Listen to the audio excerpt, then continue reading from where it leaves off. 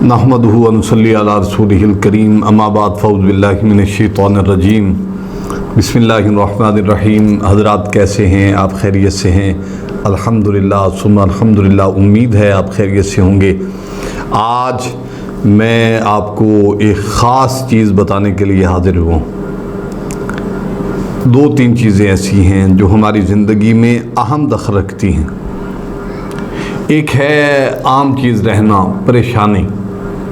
इसके बारे में मैं आपको पहले भी बता चुका हूँ कि परेशानी हमारे ख़मीर में है, हमारे ढांचे में है। इसको आसान करने के लिए अल्लाह ताला ने एक रास्ता बनाया हुआ है।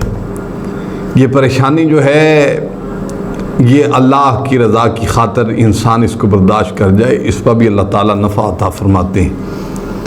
हज़रात मोहतरम, मेरी आपसे गुजारिश है, आप अगर परेशान हों तो रुजू इल्लाह करें, अल्लाह की तरफ रुजू करें। पहले नंबर पर आपको ये सबक है, मेरी तरफ से आपसे ये गुजारिश है कि आप रुजू इल्लाह पर अपना ध्यान लगाइए, सजदा कीजिए, अल्लाह के आगे गिड़गिड़ाइए, रोइए कि या अल्लाह हमें गुनाहों से माफ़ी अता फरमा दे, मेरे मालिक हम पर करम फरमा दे, मेरे मालिक हम पर फजल फरमा दें। वो तो रहीम है, करीम है, फजल फरमा देगा।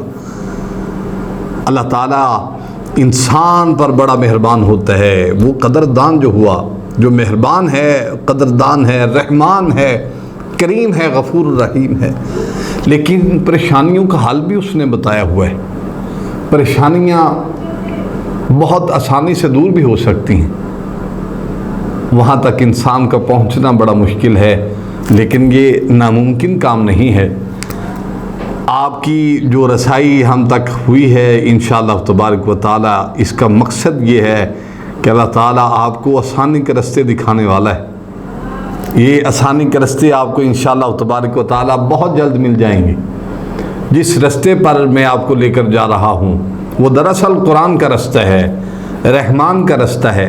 शैतान के रास्ते से हमने दूर जाना है, रहमान के रास्ते से हमने बहुत करीब होना है और उस रास्ते पर चलने की हमने कोशिश करनी है इंशाअल्लाह। और ये मैं आपको एक वजीफ़ा बताना चाहता हूँ जो टेंशन का वजीफ़ा है।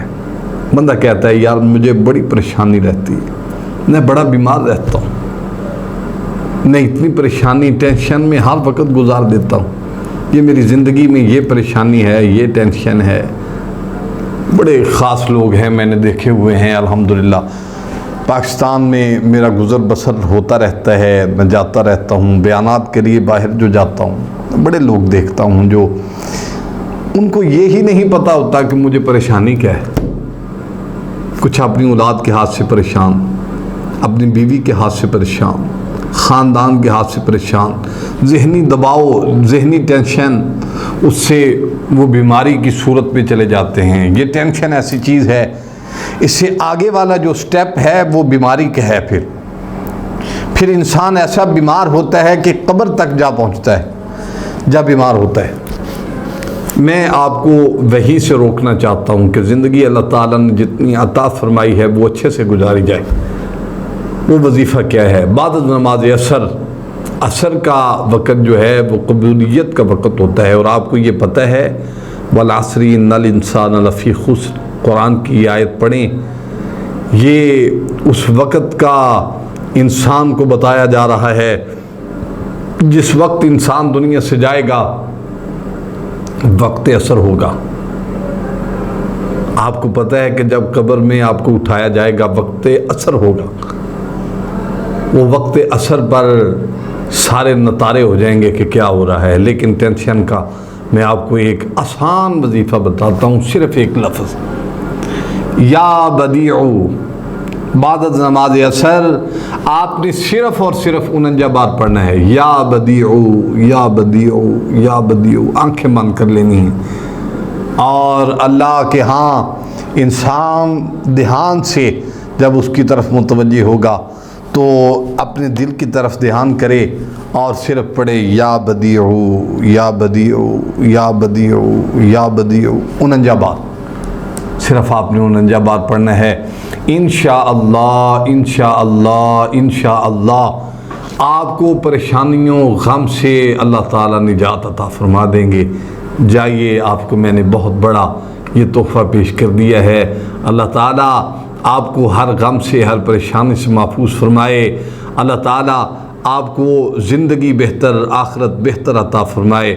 और हमेशा अपनी दुआ में पढ़ा करें, अल्लाहुम्मा रब्बना आतिना फिद दुनिया हसना व फिल आखिरति हसनतम व किना अज़ाबन्नार। उम्मीद है अल्लाह ताला आपको दोनों जहानों में कामयाबी अता फरमाएगा। व आखिर दावाना अल्हम्दुलिल्लाहि रब्बिल आलमीन। अस्सलामु अलैकुम व रहमतुल्लाहि व बरकातुहू।